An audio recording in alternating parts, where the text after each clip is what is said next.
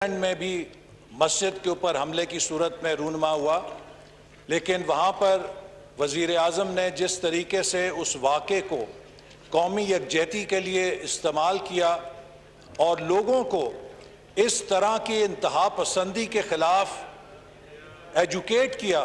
اس نے پوری دنیا میں ان کے لیے خیر سگالی کے جذبات پیدا کیے۔ جناب اسپیکر، آج دنیا جس سمت میں جا رہی ہے اس میں یقیناً اسلامو فوبیا ہمارے لیے اس لیے بہت اہم ہے کہ ہم سب مسلمان ہیں، اور جہاں کہیں مسلمان تعصب کا اور نفرت کا نشانہ بنتے ہیں تو ہم اسے خود اپنے اوپر حملہ تصور کرتے ہیں، چونکہ مسلمان امت ایک جسم کی طرح ہے، اس کے کسی حصے پر تکلیف ہو تو وہ تکلیف پورا جسم محسوس کرتا ہے۔ لیکن اس کے ساتھ ساتھ جناب اسپیکر، ہمیں اس واقعے سے سبق بھی سیکھنا چاہیے کہ جس طرح کینیڈا کے اندر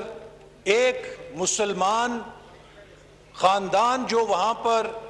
مائنورٹی کمیونٹی کا نمائندہ تصور کیا جاتا ہے، اس پر حملہ ہوا ہے اور ہم اسے نہایت ہی غیر انسانی حرکت سمجھتے ہیں۔ میں سمجھتا ہوں کہ ہمارے لیے فرض ہے کہ ہم ایسے واقعے کے بعد یہ بات بھی دہرائیں کہ اگر ہمارے ملک پاکستان میں کسی کے ساتھ اس طرح کا واقعہ رونما ہوتا ہے تو وہ بھی ہماری پاکستانیت کے اوپر حملہ ہے۔ پاکستان میں بسنے والے بھی تمام اقلیتوں کو یہ تحفظ ہونا چاہیے کہ وہ پاکستان کے اندر محفوظ ہیں، ان کے ساتھ ان کے عقیدے کی بنا پر کوئی نفرت نہیں کرے گا اگر وہ پاکستانی قوم کے فرد ہیں۔ جناب اسپیکر، آج دنیا میں وائلنٹ ایکسٹریمزم سر اٹھا رہا ہے، اور اس وائلنٹ ایکسٹریمزم کے پیچھے دو محرکات ہیں جو لوگوں کو غیر انسانی رویے اپنانے پر مجبور کرتی ہیں۔ ایک نفرت ہے اور دوسری چیز تعصب ہے۔ جب آپ انسان کے دماغ میں نفرت بھریں گے، اس نفرت کی انتہا اس کو وائلنٹ بیہیویئر کی طرف پش کر دیتی ہے۔ اگر آپ لوگوں کے دماغوں میں تعصب بھریں گے تو اس عصبیت اور تعصب کا انتہا جو ہے وہ بھی لوگوں کو ایکسٹریم بیہیویئر کی طرف اور وائلنٹ بیہیویئر کی طرف لے جاتا ہے۔ اور میں خود اس بات کو دہرانا نہیں چاہتا، میں بھی اس ایوان کا شاید ایک واحد ممبر ہوں جو وائلنٹ ایکسٹریمزم کا نشانہ بن چکا ہے۔ اس لیے جناب اسپیکر، جہاں پر ہم بین الاقوامی سطح پہ کوشش کریں کہ دیگر اسلامی ممالک کے ساتھ مل کر دنیا کو ایجوکیٹ کریں کہ اسلام کے خلاف نفرت کسی بھی شکل میں جو روا رکھی جاتی ہے وہ تہذیب کے ان دعووں کی نفی ہے جن کو کیا جاتا ہے مغرب کی طرف سے کہ وہ بہت سویلائزڈ سوسائٹیز ہیں۔ میں اکثر یہ سوچتا ہوں کہ آج یورپ کے ممالک میں جو مسلمان خواتین کے اوپر ان کے لباس کے اوپر پابندیاں لگائی جا رہی ہیں، وہ کس طرح ان پابندیوں سے فرق ہیں کہ جو افغانستان کے اندر جب طالبان خواتین پہ لگاتے تھے تو مغرب کے جو مفکر ہیں وہ کہا کرتے تھے کہ فری ول اور فری چوائس کی یہ نفی ہے، خواتین کو یہ آزادی ہونی چاہیے کہ وہ اپنی مرضی کے مطابق اپنے لباس کو اختیار کر سکیں۔ وہی مغربی مفکر جو افغانستان کے اندر یہ درس دیا کرتے تھے، آج نہایت ہی ڈٹائی کے ساتھ یورپ کے ممالک میں جب مسلمان خواتین کے حجاب کرنے پہ پابندی لگائی جاتی ہے تو اس کو ڈیفینڈ کرتے ہوئے نظر آتے ہیں۔ یہ وہ دو عملی ہے کہ جس کی بنا پر آج انسانیت نفرت اور تعصب کے اندر تقسیم ہوتی جا رہی ہے۔ تو جناب اسپیکر، ہم قومی اسمبلی کے ناطے جہاں پر یہ OIC کی سطح پر کام کریں گے، میں یہ تجویز دینا چاہوں گا کہ اس ایوان کا جو منتخب نمائندہ ہے اس کا فرض ہے کہ یہ دنیا کی دیگر منتخب پارلیمنٹس کے ساتھ مل کر اسلامو فوبیا کے خلاف اور وائلنٹ ایکسٹریمزم کے خلاف انیشیٹو لے، چونکہ ان معاشروں کے اندر جو رویے پنپ رہے ہیں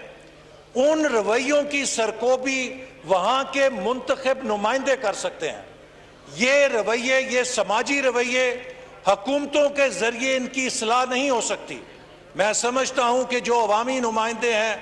چاہے وہ یورپ کے اندر ہیں، چاہے وہ امریکہ کے اندر ہیں، چاہے وہ آسٹریلیا یا نیوزی لینڈ کے اندر ہیں، وہ کسی بھی جمہوریت کے اندر ہیں، لہٰذا میری تجویز ہوگی کہ پاکستان کی قومی اسمبلی کو انٹرنیشنل پارلیمنٹری یونین کو دعوت دینی چاہیے اور اسلامو فوبیا کے اوپر ایک بین الاقوامی پارلیمنٹیرینز کی کانفرنس بلانی چاہیے تاکہ ہم پوری دنیا کے پارلیمنٹیرینز کو اپنا ہم نوا بنا سکیں. نہ صرف ہم ان کے ساتھ مل کر اسلامو فوبیا کے حوالے سے بات کریں، بلکہ ہم پوری دنیا کے اندر جو وائلنٹ ایکسٹریمزم ہے اسے کاؤنٹر کرنے کے لیے بھی عوامی سطح کے اوپر، کمیونٹیز کی سطح کے اوپر بھی کوئی لاہ عمل بنا سکیں. اور ہمارا دین، ہمارا مذہب اس بارے میں اتنا شاندار روایات کا حامل ہے کہ ہمارے نبی حضرت محمد مصطفیٰ صلی اللہ علیہ وسلم نے کہا کہ اگر کوئی کسی غیر مسلم کی جائیداد پہ قبضہ کرتا ہے، اگر کوئی کسی غیر مسلم کے حق پہ ڈاکہ ڈالتا ہے، تو قیامت کے دن اس کی طرف سے میں مقدمہ دائر کروں گا اور میں اس کی آواز بنوں گا. جس مذہب کے پیغمبر نے اور رسول صلی اللہ علیہ وسلم نے یہ درس اور یہ تعلیمات دی ہوں،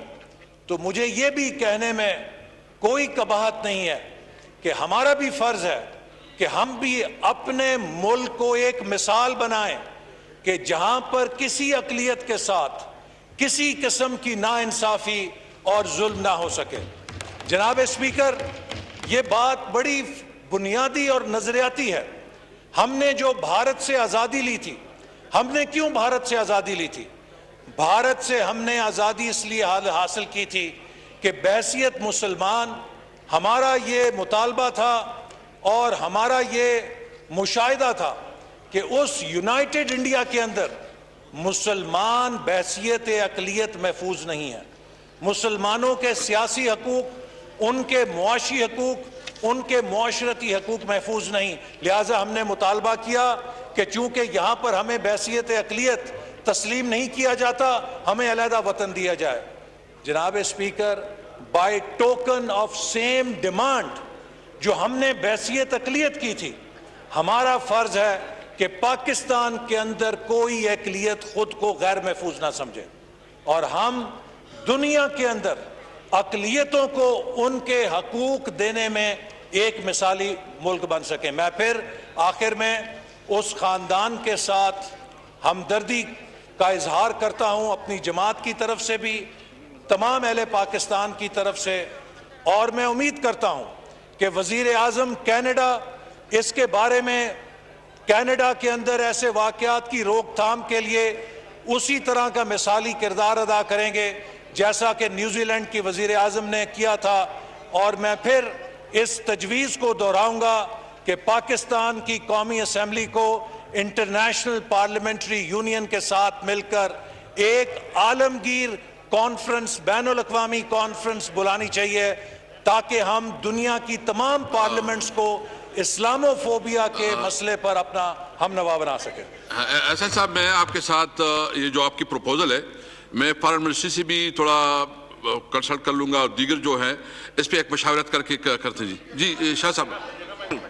جی شاہ صاحب. جناب اسپیکر، جو